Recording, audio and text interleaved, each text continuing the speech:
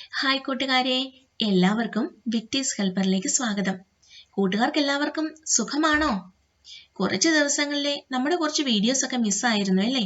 മനഃപൂർവ്വം അല്ല കേട്ടോ, ടീച്ചറിന് ഇവിടെ കുറച്ച് തിരക്കുകളൊക്കെ ഉണ്ടായിരുന്നു. അതുകൊണ്ടാണേ ഞാൻ കഴിയുന്നിടത്തോളം വേഗം തന്നെ വീഡിയോസ് അപ്ലോഡ് ചെയ്യാൻ വേണ്ടി നോക്കാം. ഇന്നത്തെ നമ്മുടെ ഗണിത ക്ലാസ് ഒക്കെ നോക്കിയോ? പ്രവർത്തനങ്ങളൊക്കെ ചെയ്തോ? ഇന്ന് നമുക്ക് പ്രധാനമായും 2 പ്രവർത്തനങ്ങളായിരുന്നു ചെയ്യാനുണ്ടായിരുന്നത് അല്ലേ? 2 വഴിക്കണക്കുകൾ. നമുക്കത് രണ്ടും ചെയ്യേണ്ടതായിട്ടുണ്ട്. സ്റ്റെപ്പൊക്കെ എഴുതി തന്നെ വൃത്തിയായി തന്നെ ചെയ്യണം. എല്ലാവരും പോയി നമ്മുടെ നോട്ട്ബുക്കും പാഠപുസ്തകവും അതുപോലെ തന്നെ പേനയോ പെൻസിലോ ഒക്കെ എടുത്ത് എഴുതാൻ റെഡി ആയിട്ട് വന്നോളൂ. ചാനൽ സബ്സ്ക്രൈബ് ചെയ്യാതെ കാണുന്നവർ വേഗം ഒന്ന് സബ്സ്ക്രൈബ് ചെയ്തേക്കണേ. അതോടൊപ്പം തന്നെ ബെൽ ബട്ടൺ എനേബിൾ ചെയ്യാനും മറന്നു പോകരുത്. കൂടാതെ വീഡിയോ കണ്ടിട്ട് ഇഷ്ടമായിട്ടുണ്ടെങ്കിൽ ലൈക്കും ഷെയറും കമന്റും ഒക്കെ ചെയ്തേക്കണേ. ഒട്ടും തന്നെ സമയം കളയേണ്ട, നമ്മുടെ ആദ്യത്തെ ആക്ടിവിറ്റിയിലേക്ക് കടക്കാം. കുഞ്ഞുങ്ങളെ, നമ്മുടെ പാഠപുസ്തകത്തിൽ തന്നെയുള്ള 2 വഴിക്കണക്കുകളാണ് ഇന്ന് നമുക്ക് ചെയ്തു തീർക്കേണ്ടത്. ആദ്യത്തേത് നോക്കുക. ഇംഗ്ലീഷിലും മലയാളത്തിലും ക്വസ്റ്റ്യൻസ് കാണിക്കുന്നുണ്ട്. ആദ്യം തന്നെ പറഞ്ഞുകൊട്ടെ, നമ്മുടെ വീഡിയോയിൽ ഇംഗ്ലീഷിലും മലയാളത്തിലും ഉള്ള ചോദ്യങ്ങളും ഉത്തരങ്ങളും പറഞ്ഞു തരുന്നുണ്ട്. നോക്കുക. സേവിങ്സ് സമ്പാദ്യം. Anu deposited 1,400 rupees in June and 1,650 rupees in July. Anu 1,400 രൂപ ജൂണിലും 1,650 രൂപ ജൂലൈയിലും ബാങ്കിൽ നിക്ഷേപിച്ചു. Her friend Sanu deposited 1,705 rupees more than Anu in June and 75 rupees less in July. അനുവിന്റെ കൂട്ടുകാരിയായ സാനു ജൂൺ മാസത്തിൽ അനു നിക്ഷേപിച്ചതിനേക്കാൾ 175 രൂപ കൂടുതലും അതുപോലെ തന്നെ ജൂലൈ മാസത്തിൽ അനു നിക്ഷേപിച്ചതിനേക്കാൾ 75 രൂപ കുറവുമാണ് ബാങ്കിൽ നിക്ഷേപിച്ചത്. ആര്? സാനു നിക്ഷേപിച്ച കാര്യമാണ് പറഞ്ഞത്. അടുത്ത നോക്കുക. Find the total deposit of Anu and Sanu. Anu മൊത്തം നിക്ഷേപിച്ച തുക എത്രയാണെന്ന് കാണണം. അതുപോലെ തന്നെ സാനു മൊത്തം നിക്ഷേപിച്ച തുക എത്രയാണെന്നും കാണണം. Who deposited more? ആരാണ് കൂടുതൽ നിക്ഷേപിച്ചതെന്നും കണ്ടുപിടിക്കണം. How do we do this? എങ്ങനെയാണ് നമ്മൾ ഇതൊക്കെ കണ്ടെത്തുന്നത്? കുഞ്ഞുങ്ങളെ, ഇവിടെ നമുക്ക് ഒരുപാട് കാര്യങ്ങൾ ശ്രദ്ധിക്കേണ്ടതുണ്ട്. 2 പേരുടെയും കൂടെ നമുക്ക് ആദ്യമേ ഒരുമിച്ച് ചെയ്യാനായി പോകണ്ട. ആദ്യം നമുക്ക് അനു ജൂൺ മാസത്തിൽ നിക്ഷേപിച്ചത്, ദെൻ അനു ജൂലൈയിൽ നിക്ഷേപിച്ചത്, പിന്നെന്താ കണ്ടുപിടിക്കേണ്ടത്? അടുത്ത സ്റ്റെപ്പ് ഏതാണ്? അനു ജൂണിലും ജൂലൈയിലും കൂടി എത്ര നിക്ഷേപിച്ചു, ടോട്ടൽ എത്രയാണെന്ന് നോക്കാം. ഇതേപോലെ തന്നെ സാനു ജൂണിൽ നിക്ഷേപിച്ചത് കാണുക, ജൂലൈയിൽ നിക്ഷേപിച്ചത് കാണുക, ദെൻ സാനുവിന്റെ മൊത്തം നിക്ഷേപം നോക്കുക. എന്നിട്ട് നമുക്ക് താരതമ്യം ചെയ്യാമല്ലോ. അപ്പോൾ നമുക്ക് മനസ്സിലാകും ആരാണ് കൂടുതൽ നിക്ഷേപിച്ചതെന്ന്. ഓരോ സ്റ്റെപ്പായിട്ട് എഴുതി തന്നെ നമുക്കിത് ചെയ്യാം. നോക്കിക്കോളൂ. ആദ്യത്തെ സ്റ്റെപ്പ് ഏതാണ് വരുന്നത്? Amount deposited by Anu in June. Anu ജൂണിൽ നിക്ഷേപിച്ചത് എത്ര രൂപയാണ്? 1,400 റുപ്പീസ് എന്ന് എഴുതുന്നത് നല്ലതാണ് കേട്ടോ. അടുത്ത നോക്കുക. Amount deposited by Anu in July. ജൂലൈയിൽ നിക്ഷേപിച്ച എത്രയാണ്? 1,650 റുപ്പീസ്. അടുത്തത് ടോട്ടൽ ഡിപ്പോസിറ്റ് ഓഫ് അനു. അനുവിന്റെ മൊത്തം നിക്ഷേപം എത്രയാണെന്ന് ഈ 2 മാസത്തെയും കൂടെ കൂട്ടി നോക്കിയാൽ പോരെ? നോക്കുക. 1,400 പ്ലസ് 1,650 റുപ്പീസ് രണ്ടും കൂടി കൂട്ടി നോക്കുമ്പോൾ നമുക്ക് എത്ര കിട്ടും? 3,050 റുപ്പീസ് എന്ന് കിട്ടും. കുഞ്ഞുങ്ങളെ, മറ്റൊരു കാര്യം കൂടി പറഞ്ഞോട്ടെ. ടീച്ചർ ഇവിടെ ഓരോ ക്രിയകളും എങ്ങനെയാണ് ചെയ്യേണ്ടതെന്ന് കാണിച്ചിട്ടില്ല.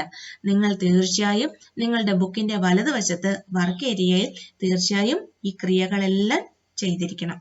അടുത്ത സ്റ്റെപ്പ് നോക്കുക. Amount deposited by Sanu in June.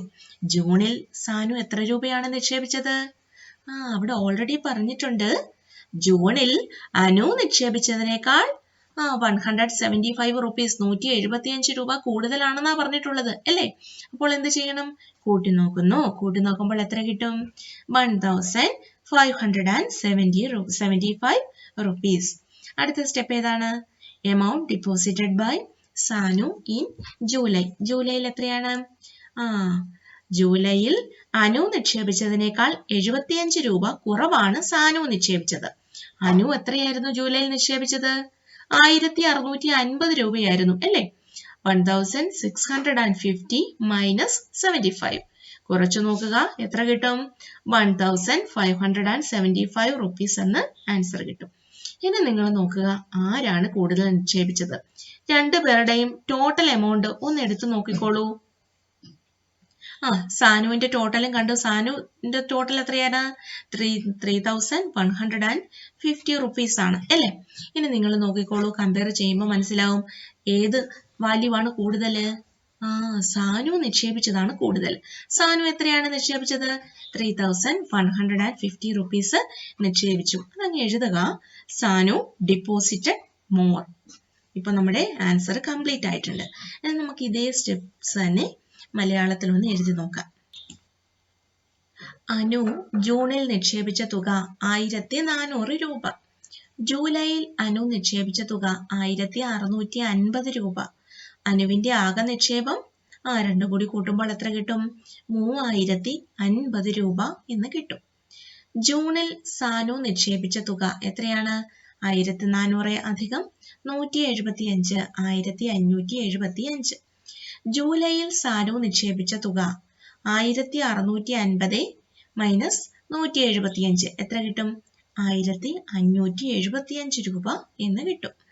അടുത്തത് സാനുവിന്റെ മൊത്തം നിക്ഷേപം. 2 മാസത്തെയും കൂടെ കൂട്ടി നോക്കുക. 3150 രൂപ എന്നാണ് കിട്ടുന്നത്. ആരാണ് കൂടുതൽ നിക്ഷേപിച്ചത്? 3050 ആണോ 3150 ആണോ വലിയ നമ്പർ? 3150 ആണ് അല്ലേ? 3150 രൂപ ആരാണ് നിക്ഷേപിച്ചത്? സാനുവാണ്. അത് എഴുതുക, സാനു കൂടുതൽ നിക്ഷേപിച്ചു, അല്ലെങ്കിൽ അനുവിനേക്കാൾ സാനുവാണ് കൂടുതൽ നിക്ഷേപിച്ചത് എന്നും എഴുതാം. നമുക്ക് അടുത്ത ഒരു ആക്ടിവിറ്റി കൂടി ഉണ്ട്, അത് എന്താണെന്ന് നോക്കാം. ചോദ്യം ശ്രദ്ധിക്കുക. ലഞ്ച്, ഉച്ചഭക്ഷണം. ഇത് school buys vegetables for making children's lunch. 2725 rupees was spent in June for this and 675 rupees more in August. The amount spent in July is 175 less than the amount in August. The amount in September is 275 more than the amount in June. How much was spent in each of these 4 months? In which month was it most and the least? How much was spent in all 4 months together? സ്കൂളിൽ ഉച്ചഭക്ഷണം തയ്യാറാക്കാൻ വാങ്ങിയ പച്ചക്കറിയുടെ വില നോക്കൂ. June മാസത്തിൽ 2725 രൂപയുടെ പച്ചക്കറി വാങ്ങി. ആഗസ്റ്റ് മാസത്തിൽ ജൂൺ മാസത്തേക്കാൾ 675 രൂപ അധികവും ജൂലൈ മാസത്തിൽ ആഗസ്റ്റ് മാസത്തേക്കാൾ 175 രൂപ കുറവും ആയിരുന്നു. സെപ്റ്റംബർ മാസത്തിൽ ജൂൺ മാസത്തേക്കാൾ 275 രൂപ കൂടുതലുമായിരുന്നു. അങ്ങനെയാണെങ്കിൽ ഓരോ മാസത്തിലും എത്ര രൂപയുടെ പച്ചക്കറി വാങ്ങി? ഏത് മാസത്തിലാണ് കൂടുതൽ ചിലവായത്? കുറവോ? 4 മാസത്തേക്ക് വാങ്ങിയ പച്ചക്കറിയുടെ ആകെ വില എത്രയാണ്? കുഞ്ഞുങ്ങളെ, ഇവിടെ നമ്മൾ ആദ്യം തന്നെ എന്താണ് ശ്രദ്ധിക്കേണ്ടത്? ഓരോ മാസത്തിലും എത്ര രൂപയുടെ പച്ചക്കറി വാങ്ങി എന്ന് നമുക്ക് ആദ്യം കണ്ടുപിടിക്കാം. ഓക്കെ, ഇവിടെ ആദ്യം തന്നെ തന്നിട്ടുണ്ട്. ജൂൺ മാസത്തിലെ ഡയറക്റ്റ് ആയിട്ട് തന്നെ തന്നിട്ടുണ്ട്. ജൂൺ മാസത്തിൽ 2725 രൂപയുടെ 2725 രൂപയുടെ പച്ചക്കറി വാങ്ങി എന്ന് തന്നിട്ടുണ്ട്. അത് നമുക്ക് ആദ്യത്തെ സ്റ്റെപ്പായിട്ട് എഴുതാം. ബാക്കി നമുക്ക് ഓരോന്നായി എഴുതി പോകാം. നോക്കുക, ആദ്യത്തെ സ്റ്റെപ്പ് ജൂണിലെ ചിലവ് തന്നെയാണ് എഴുതിയിട്ടുള്ളത്. Amount spent in June 2725 rupees. Amount spent in August. ഓഗസ്റ്റില് നമുക്കറിയാം ജൂണിലേതിനേക്കാൾ 675 രൂപ കൂടുതലായിരുന്നു അല്ലെ? 2725 പ്ലസ് 675 രണ്ടും കൂടി കൂടി നോക്കുമ്പോൾ എത്ര കിട്ടും? 3400 rupees എന്ന് കിട്ടും. അടുത്ത സ്റ്റെപ്പ് ഇതാണ്. Amount spent in July. ജൂലൈയിൽ എത്ര രൂപയാണ്? ജൂലൈയിൽ എത്രയാണ്? ഓഗസ്റ്റ് മാസത്തിലേതിനേക്കാൾ 175 രൂപ കുറവാണ്, ലെസ് ആണ് എന്നാണ് പറഞ്ഞിട്ടുള്ളത്. ഓഗസ്റ്റിൽ എത്രയായിരുന്നു? നമുക്ക് തൊട്ടു മുൻപത്തെ സ്റ്റെപ്പിൽ കിട്ടി. നോക്കിക്കോളൂ. 3400 മൈനസ് 175 എത്രയാണ് ആൻസർ കിട്ടുന്നത്? 3225 rupees. അടുത്തത് വരുന്നത് amount spent in സെപ്റ്റംബറിൽ ജൂൺ മാസത്തിൽ ചെലവഴിച്ചതിനേക്കാൾ 275 രൂപ കൂടുതലാണ് എന്നാണ് തന്നിട്ടുള്ളത്. 2725 പ്ലസ് 275 രണ്ടും കൂടി ആഡ് ചെയ്യുമ്പോൾ എത്രയാണ് കിട്ടുക? 3000 റുപ്പീസ് എന്നാണ് നമുക്ക് ആൻസർ കിട്ടുക. ഇനി നമുക്ക് നോക്കാം, ഈ 4 മാസങ്ങളിൽ നോക്കുക, ഏത് മാസമാണ് ഏറ്റവും കൂടുതൽ വന്നിട്ടുള്ളത്? ഏറ്റവും കൂടുതൽ എവിടെയാണ്? ഓഗസ്റ്റിലാണ്. ഏറ്റവും കുറവോ? ജൂണിലാണ്. അത് എഴുതുക. Amount spend more in August and less in June. ഇനി കാണേണ്ടത് ടോട്ടൽ എമൗണ്ട് ആണ്. ഈ 4 മാസം കൂടി വെജിറ്റബിൾസ്, പച്ചക്കറികൾ വാങ്ങാൻ മൊത്തം എത്ര രൂപ ചെലവഴിച്ചു എന്ന് അത് നോക്കുക. Total amount spend equal to 2725 plus 3400 plus 3225 plus 3000.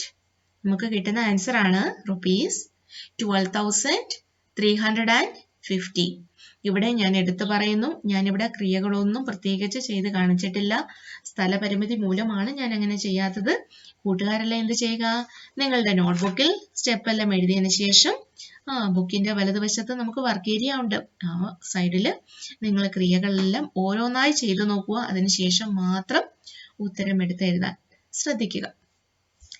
ഇതേ ആൻസർ തന്നെ നമുക്ക് മലയാളത്തിൽ ഒന്ന് നോക്കാം. ജൂണിൽ ചെലവഴിച്ച തുക 2725 രൂപ. ഓഗസ്റ്റിൽ ചെലവഴിച്ച തുക എത്രയാണ്? 675 രൂപ കൂടി കൂട്ടി നോക്കണം. എത്ര കിട്ടുക? 3400 രൂപ. ജൂലൈയിൽ ചെലവഴിച്ച തുക 3225 രൂപ. സെപ്റ്റംബറിൽ ചെലവഴിച്ച തുക എത്രയാണ്? 3000 രൂപ. ഓഗസ്റ്റിൽ എത്ര രൂപയാണ് ചെലവഴിച്ചത്? ഓഗസ്റ്റിൽ എത്രയായിരുന്നു? നമ്മൾ ആദ്യമേ കണ്ടുപിടിച്ചാണ് 3400 രൂപ ചെലവഴിച്ചു എന്ന് കണ്ടതാണ്. നമുക്കറിയാം ഓഗസ്റ്റിലാണ് ഏറ്റവും കൂടുതൽ തുക ചെലവഴിച്ചത്. അത് എഴുതുക. ഓഗസ്റ്റിൽ കൂടുതൽ തുക ചെലവഴിച്ചു, ജൂണിൽ കുറവ്. ചെലവഴിച്ച ആകെ തുക 2725 അധികം 3400 അധികം 3225 അധികം 3000 എത്രയാണ് കിട്ടുക? 12350 രൂപയാണ് മൊത്തം സ്കൂളിൽ പച്ചക്കറികൾ വാങ്ങാൻ വേണ്ടി ചെലവഴിച്ചത്. അപ്പോൾ ഈ 2 കണക്കുകൾ മാത്രമാണ് ഇന്ന് ചെയ്യാൻ വേണ്ടി നമുക്ക് തന്നിട്ടുള്ളത്. കൂട്ടുകാരെല്ലാവരും വളരെ വൃത്തിയായി നിങ്ങളുടെ നോട്ട്ബുക്കിൽ ഇത് എഴുതിയതിനു ശേഷം നിങ്ങളുടെ ക്ലാസ് ടീച്ചറിന് അയച്ചു കൊടുക്കുക. ഈ 2 പ്രവർത്തനങ്ങൾ മാത്രമേ ഉള്ളൂ. എല്ലാവരും വൃത്തിയായി പൂർത്തീകരിക്കുക. ഞാൻ ആദ്യം പറഞ്ഞ എല്ലാവർക്കും ഓർമ്മയുണ്ടല്ലോ? നമ്മുടെ വീഡിയോ കണ്ടിട്ട് ഇഷ്ടമായിട്ടുണ്ടെങ്കിൽ ലൈക്കും ഷെയറും കമൻറ്റും ഒക്കെ ചെയ്യുക. ഇടയ്ക്ക് കുറച്ച് ദിവസങ്ങളിൽ എനിക്ക് നിങ്ങളുടെ കമൻറ്റിനൊന്നും മറുപടി തരാനായിട്ട് സാധിച്ചില്ല. ഞാൻ ആദ്യമേ പറഞ്ഞിരുന്നല്ലോ, കുറച്ച് തിരക്കിലായിപ്പോയി. അതുകൊണ്ടാണ്. ഇനി ഞാൻ തീർച്ചയായും റിപ്ലൈ തരുന്നതായിരിക്കും. സോ എല്ലാവരും ലൈക്കും കമൻറ്റും ചെയ്യുക. So let's find up. See you again. Bye.